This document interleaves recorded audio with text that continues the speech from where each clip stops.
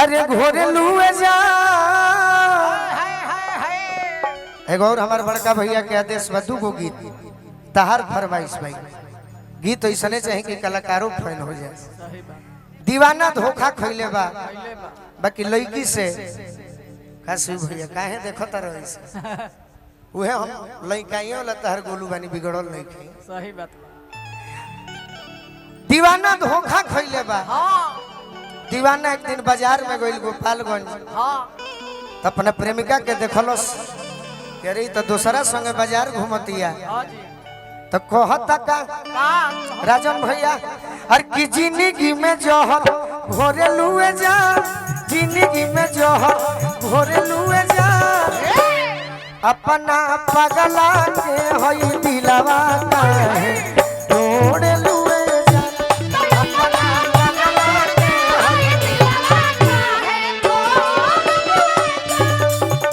अरे दूसरा से नाता जोड़े लुए जा दूसरा से नाता जोड़े लुए जा तो अपना जनुआ के होई दिलवा काहे तोड़े लुए जा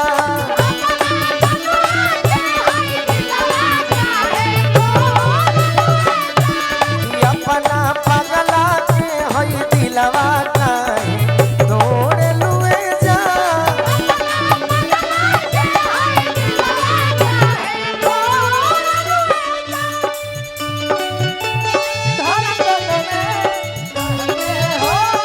बैंजू के आवाज बनी मॉनिटर में चाहिए सब साज बाज के मॉनिटर में।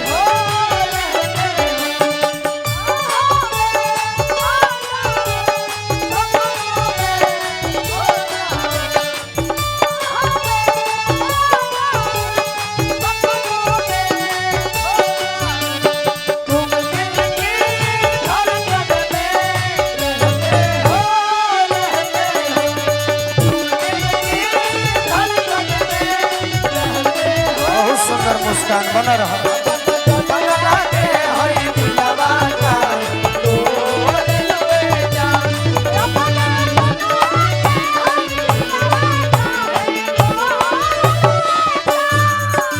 अरे कौन करन तू करेलू बेवफाई अब पूछला पर झूठो सचो देवेलू सफाई पूछला पर झूठो सचो देवेलू सफाई पूछला पर झूठो सचो देवेलू सफाई अपना बदल जइबुए हो हर जाई आ सोचला पर लगेला करे जा फट जाई सोचला पर लगेला करे जा फट जाई सोचला पर लगेला करे जा फट जाई। देखो हम मर्दा प्रेमी हई खाली गाना गावे वाला हई तारा प्रेमी नियन मौगा ना हई कि जइबू तो कहब कि जा तरु तो दहिया पर थूक द कि बसाई तो याद करबो। हम गीत गावत नहीं तो तू नाचे में ध्यान दो सोटे में ध्यान जन दो। कौन करन तू करेलू बेवफाई पूछला पर झूठो सचो देवेलू सफाई पूछला पर झूठो सचो देवेलू सफाई पूछला पर झूठो सचो देवेलू सफाई। अरे अपन बदल जइबुए हो हर जाई आ सोचला पर लगेला करे जा फाटी जाई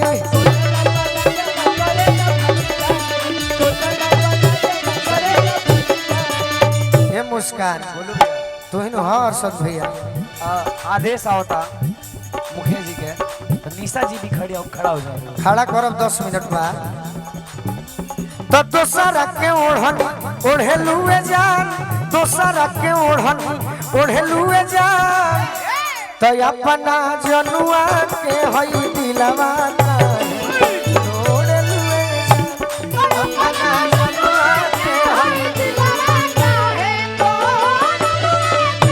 तो अपना पगला के होई दिलवा काहे तोड़े लुए जान।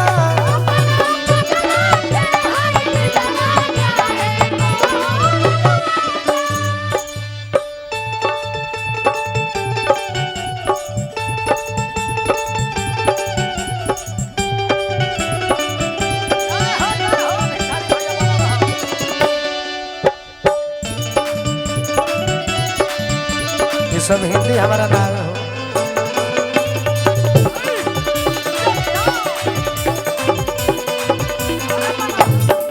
अपना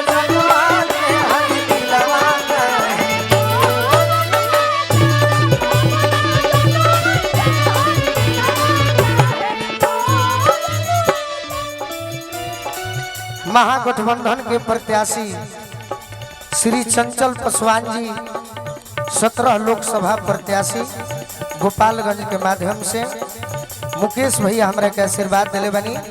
महागठबंधन के प्रत्याशी श्री चंचल पासवान जी माई के कृपा बनो तेरा पद जल्दी मिलो कि सहिल हम जइबू त जा जा अरे अइबू लौट के नकरी आई खा जा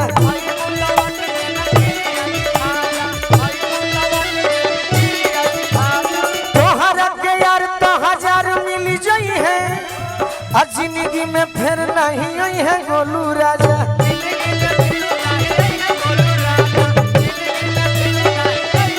किया सुख के करानावा अरे छोड़े लुए जा आंसू के करानावा छोड़े लुए जा तो अपना जनुआ के हई दिलवा काहे छोड़े लुए जा। चले के और सब भैया कि अपना जनुआ के हई दिलवा काहे छोड़े लुए जा।